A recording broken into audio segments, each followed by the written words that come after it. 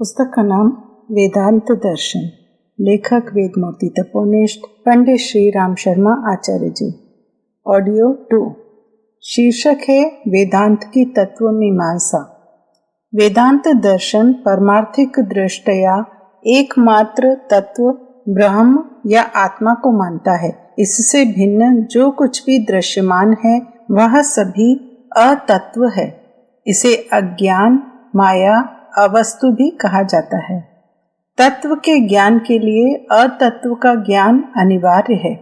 सत्ता का स्वरूप शंकराचार्य के अद्वैत वेदांत में परमार्थिकी, प्रातिभासिकी एवं व्यावहारिकी भेद से सत्ता के 3 स्वरूप वर्णित हैं। जिस वस्तु का अस्तित्व तीनों कालों में अबाधित हो वह परमार्थिक सत्य है, और ऐसी सत्ता केवल ब्रह्म की ही है। जिस वस्तु के अस्तित्व का प्रतिभासित मात्र हो उसकी सत्ता प्रतिभासिकी कहलाती है। जैसे अंधेरे में रस्सी को देखकर सर्प प्रतिभासित होना, किंतु दीपक जलने पर प्रकाश में सर्प ज्ञान बाधित हो जाता है। अतः प्रातिभासिकी ही सत्ता त्रिकाल में अबाधित नहीं है। तीसरी सत्ता व्यावहारिकी है। सांसारिक दशा में जिसके अस्तित्व को व्यवहार मात्र के लिए सत्य मानते हैं वह व्यावहारिकी ही सत्ता है। ब्रह्म ज्ञान होने पर ही इस सत्य भावना का विनाश होता है, किसी और प्रकार से नहीं हो सकता। विवर्त्यवाद तत्व में अतत्वों के भान को विवर्त कहा जाता है। अतत्वतौ अन्यथो प्रथः विवर्त इत्युदाहृतः। जैसे रस्सी में सर्प का आभास होने का मूल कारण अज्ञान है। यहाँ वस्तु रस्सी है और अवस्तु सर्प, अतः सर्प रस्सी का परिणाम न होकर विवर्त है। माया अर्थात अज्ञान के कारण ब्रह्म में जगत का आरोप होता है, अतः संपूर्ण जगत ब्रह्म का विवर्त्य है। यह भ्रम तत्व ज्ञान के द्वारा बाधित होता है। अध्यास अद्वैत वेदांत में अनात्मा और आत्मा में अनात्मा की प्रतीति अध्यास कहलाती है। आचार्य शंकर ने अध्यास की परिभाषा देते हुए लिखा है, स्मृति रूपः परत्र पूर्व द्रष्टावभासः, अर्थात किसी स्थान पर पूर्व में देखे हुए की प्रतीति ही अध्यास है। रज्जु में सर्प की प्रतीति अध्यास का उदाहरण है। इसी प्रकार शरीर इंद्रियादिकों में आत्मा की प्रतीति होना अध्यास है। ब्रह्म निर्विशेष तत्व है, सर्वव्यापी और चेतन है, स्वतः सिद्ध है। उसकी सिद्धि के लिए किसी प्रमाण की आवश्यकता नहीं है। तथापि अज्ञान से उत्पन्न भ्रांति के कारण जीव उसे समझ नहीं पाता। इसी भ्रांति को दूर करना वेदांत का लक्ष्य है। अगला शीर्षक है अविद्या एवं माया। भ्रांति ही वेदांत की भाषा में अविद्या और माया है। आचार्य शंकर ने तो दोनों को एक ही कहा है, पर परवर्ती आचार्यों विद्यारण्य आदि ने इन्हें पृथक पृथक माना है। उनके अनुसार रज तम की मलिनता से रहित शुद्ध सत्व प्रधान प्रकृति ही माया तथा मलिन सत्व प्रधाना शक्ति ही अविद्या है। माया अपनी 2 शक्तियों आवरण और विक्षेप के द्वारा वस्तु में भ्रांति उत्पन्न करती है। आवरण शक्ति के द्वारा माया व्यक्ति की बुद्धि को आच्छादित कर देती है, जिसके कारण वह वास्तविक विराट तत्व को देख नहीं पाता। जैसे बादल के छोटे से टुकड़े के आवरण से विराट सूर्य दृश्यमान नहीं होता, और विक्षेप शक्ति के द्वारा वह उस वस्तु में दूसरी वस्तु की कल्पना करने लगता है, जैसे रज्जु में सर्प की कल्पना करना। अगला शीर्षक है ब्रह्म और उसका लक्षण। अद्वैत वेदांत में ब्रह्म परम सत्ता के रूप में विवेचित है। वही समस्त जगत का मूल कारण है। स्वरूप और तटस्थ भेद से उसके लक्षण दो प्रकार के बताए गए हैं। स्वरूप लक्षण में जहाँ वस्तु के तात्विक रूप का परिचय प्राप्त होता है कि वह किस प्रकार की है, वह किस स्वभाव की है, वहीं तटस्थ लक्षण में किसी विशिष्ट गुण के आधार पर वस्तु का विवेचन होता है। श्रुतियों में ब्रह्म का स्वरूप और तटस्थ लक्षण परक उल्लेख अनेक शः मिलता है। जैसे पहला, सत्यम ज्ञानम अनंतम ब्रह्म के अनुसार ब्रह्म सत्य है, मृषा नहीं, ज्ञान स्वरूप है ना कि जड़, वह अनंत है जिसका कभी विनाश नहीं होता। इसी प्रकार अयमात्मा ब्रह्म के अनुसार यह आत्मा ही ब्रह्म है। इस श्रुति से आत्मा और ब्रह्म के ऐक्य का बोध होता है। इनमें ब्रह्म के स्वरूप का लक्षण होने से ये स्वरूप लक्षण के उदाहरण हैं। यतो वा इमानि भूतानि जायन्ते येन जातानि जीवन्ति यत् प्रयन्त्यभि संविशन्ति तद विजिज्ञासस्व तद ब्रह्म। अर्थात जिससे ये प्राणी प्रादुर्भूत होते हैं, जीवित रहते हैं एवं अंत में उसी में प्रवेश करते हैं, वह ब्रह्म ही है। इस प्रकार ब्रह्म को जगत की उत्पत्ति, स्थिति एवं लय का कारण स्वीकार करना उसका तटस्थ लक्षण कहलाएगा। अगला है आत्मा का स्वरूप। अद्वैत वेदांत में आत्मा का स्वरूप अनेक प्रकार से विवेचित हुआ है। तत्वबोध सूत्र 21 में आत्मा का स्वरूप इस प्रकार निर्दिष्ट है। स्थूल, सूक्ष्म एवं कारण शरीरों से भिन्न पंचकोशातीत अवस्थात्रय का साक्षी, 24 तत्वों का आधार, अविद्या एवं माया से क्रमिक रूप से प्रतीयमान होने वाले जीव एवं ईश्वर से पृथक जो सच्चिदानंद स्वरूप वाला निवास करता है, वही आत्मा है। इस प्रकार आत्मा के जो लक्षण सिद्ध होते हैं वे निम्नवत हैं। पहला, आत्मा स्थूल, सूक्ष्म एवं कारण शरीरों से भिन्न होती है। दूसरा, आत्मा पंच कोशों से अतीत होती है। तीसरा, आत्मा अवस्थात्रय का साक्षी है। चौथा, आत्मा 24 तत्वों का आधार है। पांचवा, आत्मा या ब्रह्म जीव एवं ईश्वर से भिन्न है। छठा, आत्मा या ब्रह्म सच्चिदानंद स्वरूप है। अगला शीर्षक है जगत का स्वरूप और सृष्टि प्रक्रिया। माया से अविच्छिन्न चैतन्य ही जगत का कारण है। माया की दो शक्तियों आवरण और विक्षेप के कारण ही जगत की सृष्टि होती है।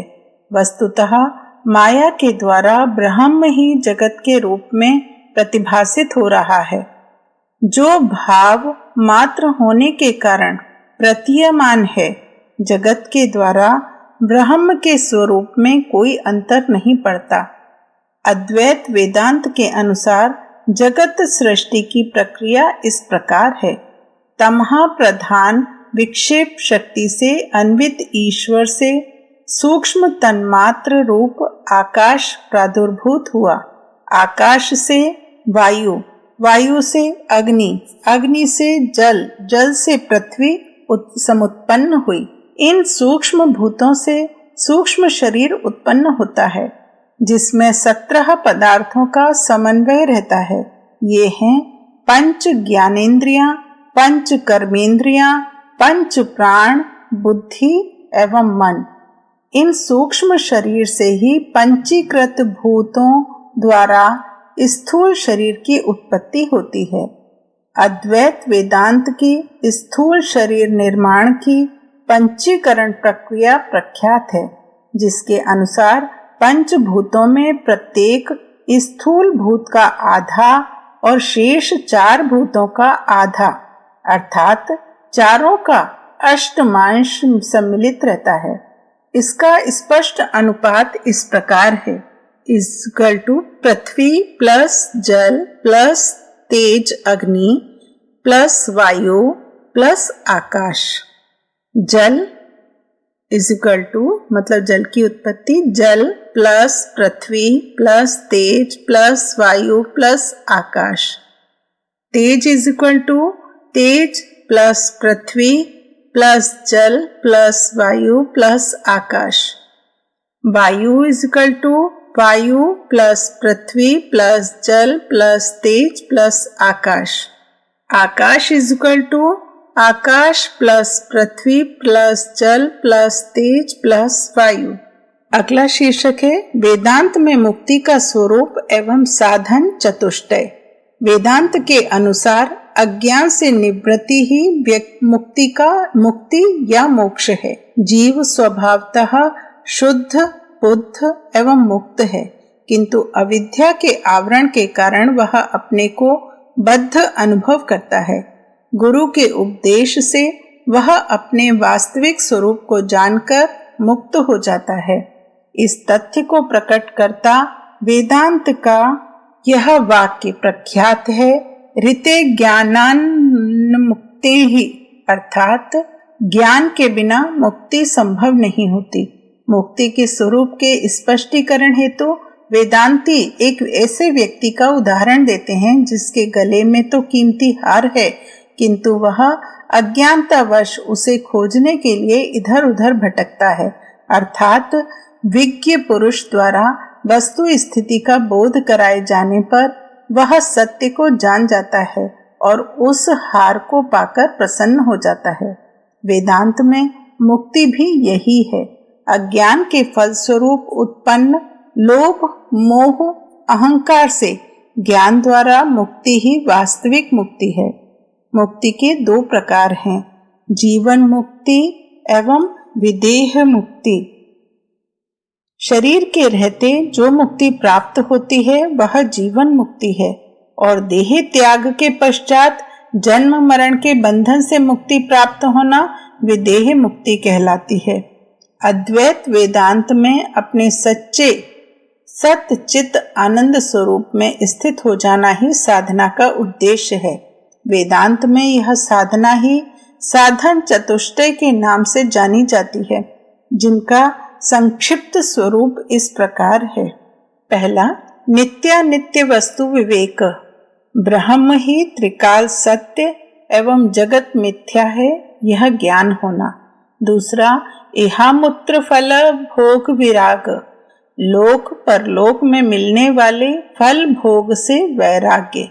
तीसरा, क्षमादेशटक संपत्ति, शम दम उपरित उपरति तितिक्षा श्रद्धा और समाधान, इन 6 संपदाओं को प्राप्त करना। चौथा, मुमुक्षुत्व, संसार के दुखों से निवृत्ति की तीव्र आकांक्षा। अगला शीर्षक प्रमाण विमर्श।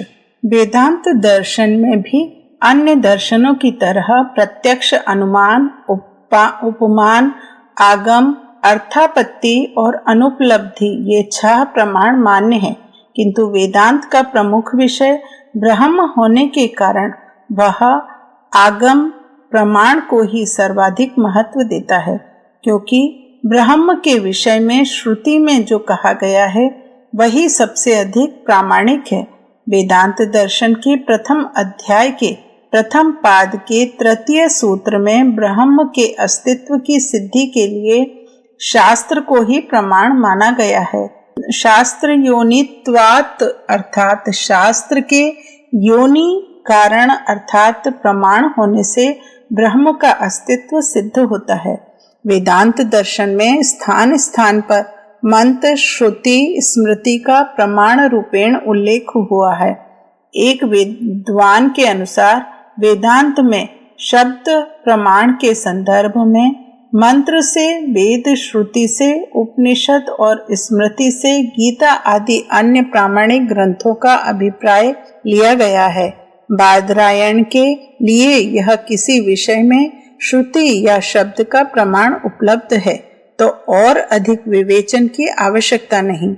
इसलिए किसी प्रकरण में जो कहना आवश्यक है उसे कहने के पश्चात वे कह देते हैं कि ऐसा श्रुति अथवा स्मृति में देखा जाता है, इसलिए भी यह सत्य है। इस प्रकार वेदांत में शब्द प्रमाण ही सर्वाधिक मान्यता प्राप्त है। अगला शीर्षक वेदांत का उद्देश्य और उसकी उपयोगिता। समस्त दार्शनिक सिद्धांतों का सारांश वेदांत है।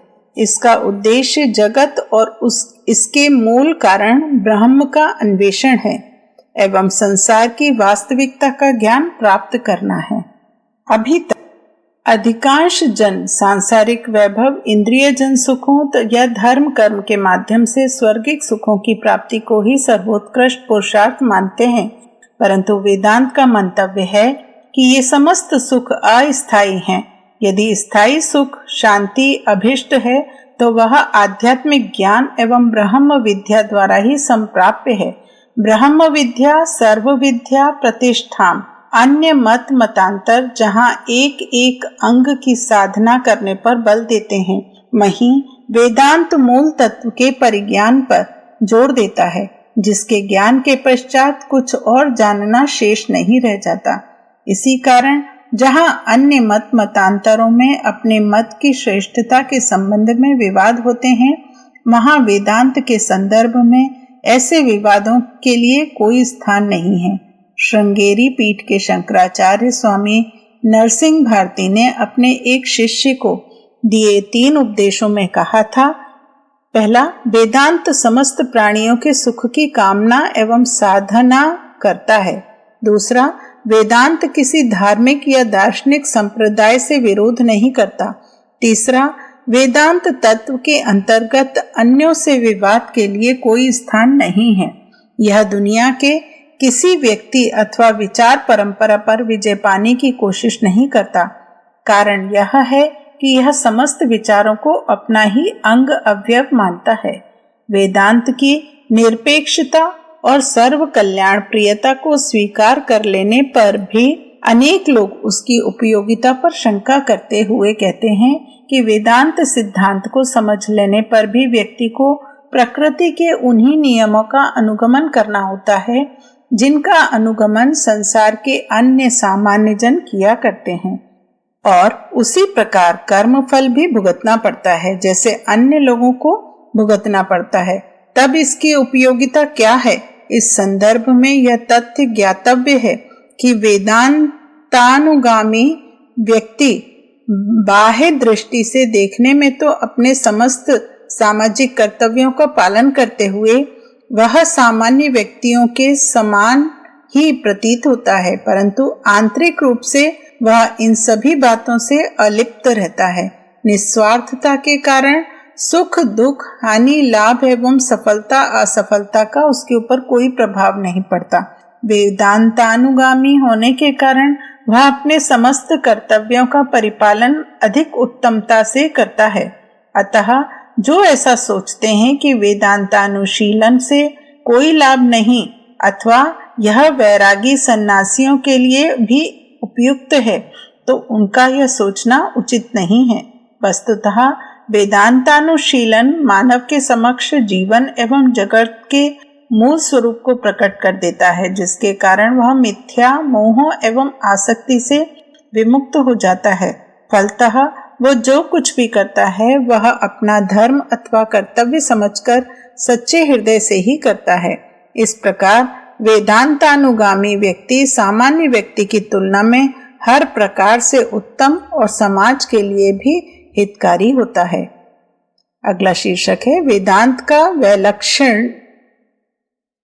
अनेक दृष्टियों से वेदांत अन्य दर्शनों की उपेक्षा अद्भुत और विलक्षण है।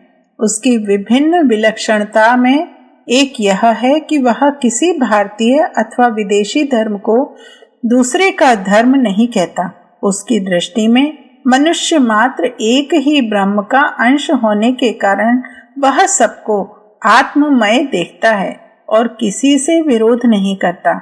इसी कारण थोड़े थोड़े सिद्धांतरंतर से बने वेदांत के ही अवान्तर संप्रदाय सब इसी में समाविष्ट हो जाते हैं। ये हैं शंकराचार्य का अद्वैत वेदांत, रामानुजाचार्य का विशिष्टाद्वैत वेदांत, निम्बाकाचार्य का द्वैताद्वैत वेदांत, माधवाचार्य का द्वैत वेदांत, वल्लभाचार्य का शुद्धाद्वैत वेदांत, चैतन्य का अचिंत्य भेदाभेद वेदांत। इन 6 प्रमुख वेदांत मतों के अतिरिक्त विवेकानंद का व्यावहारिक वेदांत भी प्रसिद्ध है। इन सभी का संक्षिप्त परिचय इस प्रकार है। पहला, अद्वैत वेदांत। अद्वैत का अर्थ है दूसरा नहीं। इसके प्रतिपादक आदि शंकराचार्य का मत है कि इस जगत में नेत्रों से दृश्यमान कुछ भी सत्य नहीं है।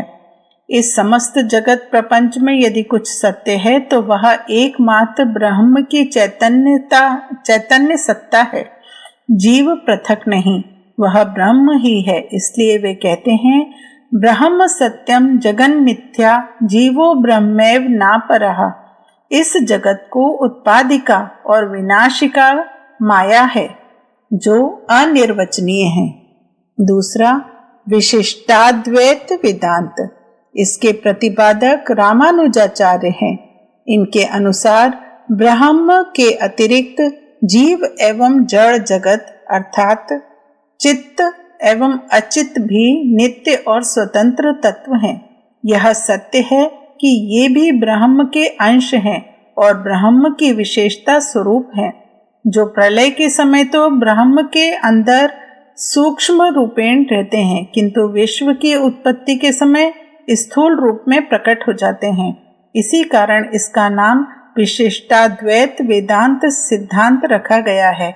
इस सिद्धांत में एक विशिष्ट बात यह भी है कि इसका ब्रह्म सगुण है, वह निर्गुण हो ही नहीं सकता। इसी कारण रामानुज शरणागति को ईश्वर प्राप्ति का प्रमुख साधन स्वीकार करते हैं। तीसरा, द्वैताद्वैत वेदांत। निम्बार्काचार्य प्रतिपादित इस सिद्धांत में ईश्वर और जीव में एक प्रकार से अभेद के साथ ही अन्य प्रकार से भेद भी है। ब्रह्म कारण है एवं अनंत शक्तियों वाला है।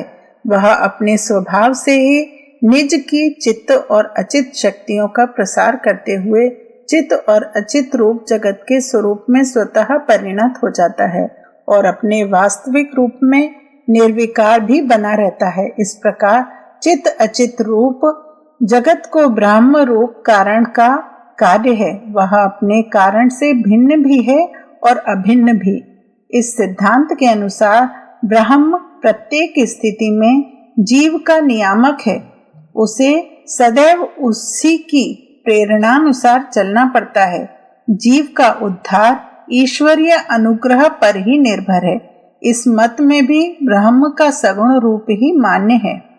चौथा, द्वैत वेदांत। माधवाचार्य प्रवर्तित माध्व मत द्वैत वेदांत कहलाता है। इनके अनुसार सत्य ईश्वर से उत्पन्न, जगत मिथ्या नहीं हो सकता। माध्व के अनुसार श्री हरि ही परम तत्व एवं जगत सदा सत्य है। जीव एवं परमात्मा के मध्य का भेद वास्तविक है।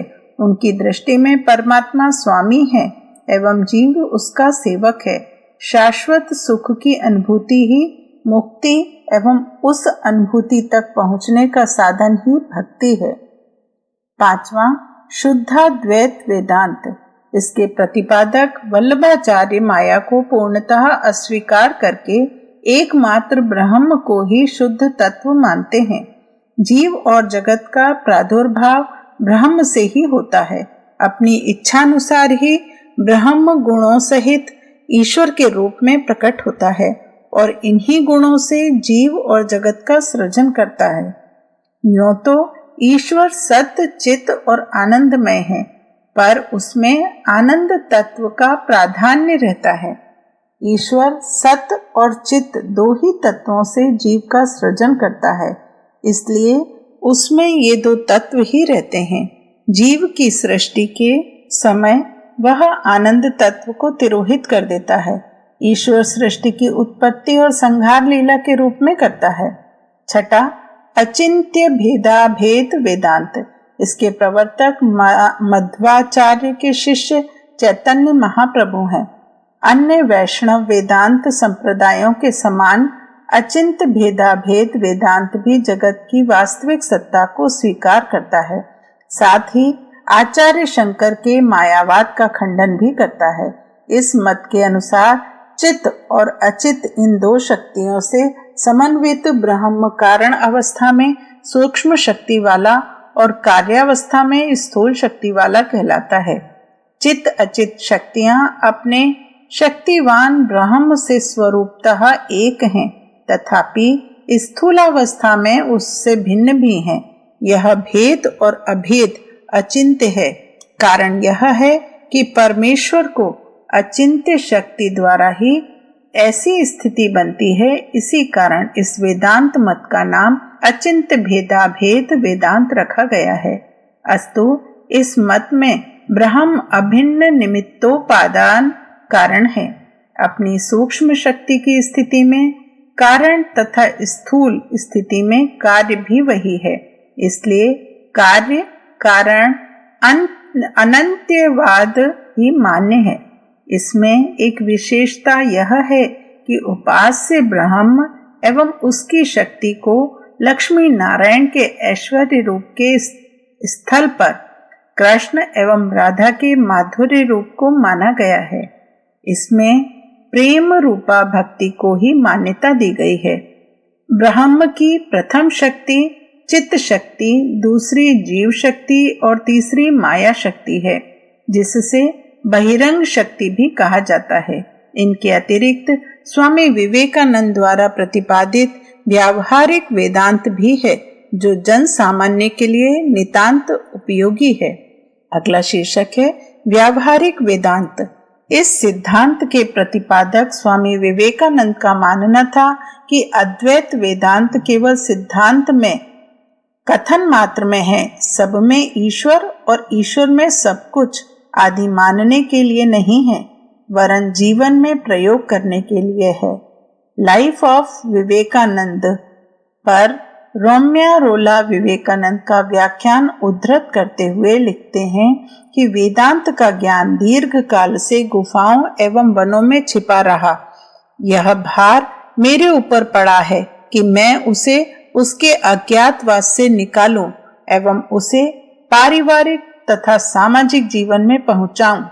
अद्वैतवाद का ढोल सभी स्थानों में, बाजारों में, पर्वतों में एवं मैदानों में गूंजेगा। विवेकानंद के अनुसार त्रिकाल बाधित होने के कारण ब्रह्म परम सत्य है, पर जगत ब्रह्म के समान निरपेक्ष सत्य नहीं है, कारण कि उसकी सत्ता तीनों कालों में अखंडित नहीं रहती। अतः जगत मिथ्या ना होकर सत्य तो है, पर स्वतंत्र रूप से परम सत्य नहीं है। ब्रह्म पर आधारित होने से ही उसे सत्य माना जा सकता है। उनकी दृष्टि में माया शब्द का अर्थ जगत को पूर्ण ब्रह्म निरूपित करना नहीं, वरन यह है कि जगत अंतर विरोधों से युक्त है और इसी सीमा तक उसे अयथार्थ अथवा मिथ्या कहा जा सकता है। विवेकानंद का व्यावहारिक वेदांत कर्मवाद का समर्थक है। वे प्रैक्टिकल वेदांत भाग 1 में कहते हैं, वेदांत हमसे यह नहीं कहता कि हम अपने को असहाय मानकर अत्याचारी के सामने घुटने टेक दें। वह कहता है, अपना मस्तक ऊंचा करो। तुम में से हर व्यक्ति के भीतर एक ईश्वर विद्यमान है। इस प्रकार विवेकानंद का व्यावहारिक वेदांत शंकर के अद्वैत वेदांत का बुद्धिगम्य, वैज्ञानिक, प्रेरणाप्रद और कर्मवादी स्वरूप है। वेदांत का धर्म विलक्षण रूपेण विश्व धर्म है। कारण यह है कि यह मूलतः किसी एक व्यक्ति द्वारा संचालित नहीं है। यह बात अलग है कि इसके अवान्तर भेदों का प्रवर्तन करने वाले आचार्यों के परिचय की दृष्टि से उनके नामों का उल्लेख किया जाता है, पर वे मूल वेदांत के जनक नहीं हैं। किसी धर्म के विश्व धर्म होने का लक्षण यह है कि उसे अवैयक्तिक होना चाहिए, अर्थात वह किसी व्यक्ति द्वारा चलाया हुआ नहीं होना चाहिए। जो धर्म किसी व्यक्ति द्वारा चलाया हुआ होता है वह विश्व धर्म के लक्षणों से समन्वित नहीं हो सकता। जो धर्म किसी व्यक्ति द्वारा प्रवर्तित होता है उसके समर्थक या अनुयायी उसके प्रवर्तक के व्यक्तित्व से बद्ध होकर उसी को सर्वोपरि मानते हैं तथा किसी और धर्म का आदर नहीं करते। ईसाई, इस्लाम, बौद्ध आदि इसी प्रकार के धर्म हैं जो अपनी संकीर्णता के दायरे में बंधे रहकर युगानुकूल सिद्धांतों को स्वीकार न करके बाबा वाक्यम प्रमाणम का राग अलापते हैं, जबकि हमारे प्रातिभ चक्षु ऋषियों ने अति प्राचीन काल में ही अपने चिंतन वैराग्य का परिचय देते हुए यह घोषणा कर दी थी कि एकम सत विप्रा बहुधा वदंती, अर्थात सत्य एक ही है, ज्ञानी जन उसका अनेक प्रकार से वर्णन करते हैं। वेदांत के प्रमुख आचार्य बादरायण माने जाते हैं क्योंकि उन्होंने उसे एक स्वतंत्र दर्शन के रूप में सूत्र रूप में गढ़कर व्यवस्थित ढंग से सजाया। वास्तव में वेदांत तो आदिकाल से चला आ रहा है। वेदों उपनिषदों में अनेक स्थलों पर वेदांत के सिद्धांतों का दर्शन किया जा सकता है। ऋग्वेद की यह ऋचा तो वेदांत का आधार ही मानी गई है। इदम मित्रम वरुणम अग्नि माहुरथो दिव्यः सह सुपर्णो गुरुत्मानः मातरिश्वान माहुः। इसी तथ्य को प्रकट करते ऋग्वेद की ही एक अन्य ऋचा द्रष्टव्य है। हंसः शुचि शद्व सुरंतरिक्ष सद्दोतः वेदिशद्दतिथिर दुरोण सत नृषद्वर सद्रत सद्व्योम सदब्जा गोजा रित्रजा अद्रिजा ऋतम, अर्थात यह हंस स्वरूप आत्मा ही सूर्य स्वरूप होकर द्युलोक में वास करता है। समस्त प्राणियों के निवास का साधन बनकर वायु रूप होकर अंतरिक्ष में परिभ्रमण करता है। अग्नि के रूप में ही वेदी में स्थित होता है। सोम रस के रूप में कलश में आपूरित किया जाता है। वही आत्मा मनुष्यों, देवों एवं पक्षियों में विद्यमान है। उसी का निवास जलचरों, वृक्षों और पर्वत आदि में है। वस्तुतः वही आत्म तत्व ऋत स्वरूप आत्म तत्व है। ऋग्वेद के ही एक अन्य मंत्र में ऋषि वामदेव विश्व की विभिन्न विभूतियों को अपना ही स्वरूप बताते हुए वेदांत के अद्वैत तत्व का निरूपण करते हैं। अहम मनुरभवम सूर्यश्चाहम कक्षिवाम ऋषिरश्मि विप्रः अहम कुत्सामा अर्जुनीयः न्यंजेहम कविरूषणा पश्यतामा। वेदों में वर्णित वेदांत की ज्ञान धारा उपनिषदों में भी प्रवाहित हुई। श्वेताश्वतर उपनिषद में परमात्मा, जीव और प्रकृति को एकमेव ब्रह्म ही निरूपित किया गया है। इसके अतिरिक्त इसी उपनिषद में अन्यत्र तथा कठोपनिषद में भी परमात्मा को इन आँखों द्वारा ना देखे जाने एवं व्यक्ति के हृदय में निवास करने वाला निरूपित किया गया है। न सदृशे तिष्ठति रूपमस्य न चक्षुषा पश्यति कष्टनैनं हृदयस्थं मनसा या एनमेवं विदुरमृतास्ते भवन्ति। कठोपनिषद की एक अन्य श्रुति में परमात्मा को समस्त जीवों में निवास करने वाला बताकर उनके सुख दुख से अलिप्त रहने वाला बताया गया है। सूर्यो यथा सर्वलोकस्य चक्षुर्न लिप्यते चाक्षुषैर्बाह्यदोषे एकस्तथा सर्वभूतानान्तरात्मा न लिप्यते लोक दुखेन बाह्ये। इस प्रकार वेदांत दर्शन का आदि स्रोत वेद है, जहाँ से निस्त्रह होकर एक ज्ञान धारा उपनिषदों, गीता, रामायण आदि समस्त आर्ष ग्रंथों में प्रवाहित हुई है। वेदांत दर्शन वैयक्तिक एवं एक देशीय नहीं है, वह समस्त धर्मों के सार तत्व को अपने में समेटे हुए है एवं उन्हें अपने निकट ही उचित आसन पर स्थान देता है। उसमें संसार के सभी धर्मों एवं दार्शनिक मतों का समावेश हो जाता है। पाश्चात्य देशों के प्लेटो, स्पिनोजा, कांट, हेगल, इमर्सन एवं स्पेंसर आदि विद्वानों के दार्शनिक सिद्धांतों का समर्थन वेदांत द्वारा करना शक्य है। इन्हीं सब विलक्षणताओं के कारण वेदांत दर्शन जगत में सिरमौर माना जाता है। इस प्रकार वेदांत ऐसा शास्त्र है जिसका अनुगमन करके विश्व का कोई भी व्यक्ति सबमें अपना आत्मदर्शन करते हुए सबके साथ मैत्री पूर्वक और स्नेहपूर्ण व्यवहार करता रहकर न केवल अपने यह लौकिक जीवन को आनंदपूर्ण बना सकता है, वरन पुरुषार्थ चतुष्टय के अंतिम चरण मोक्ष को भी प्राप्त करके जीवन को धन्य बना सकता है।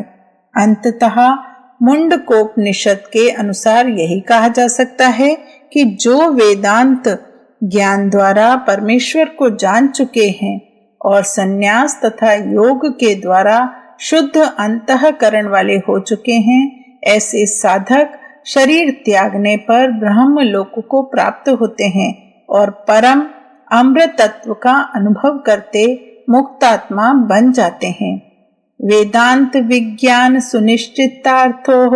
सुनिश्चितार्थः संन्यास योगाद यत्तयः शुद्ध सत्वाः ते ब्रह्मलोकेषु परांत काले परामृताः मरिमुच्यन्ति सर्वे।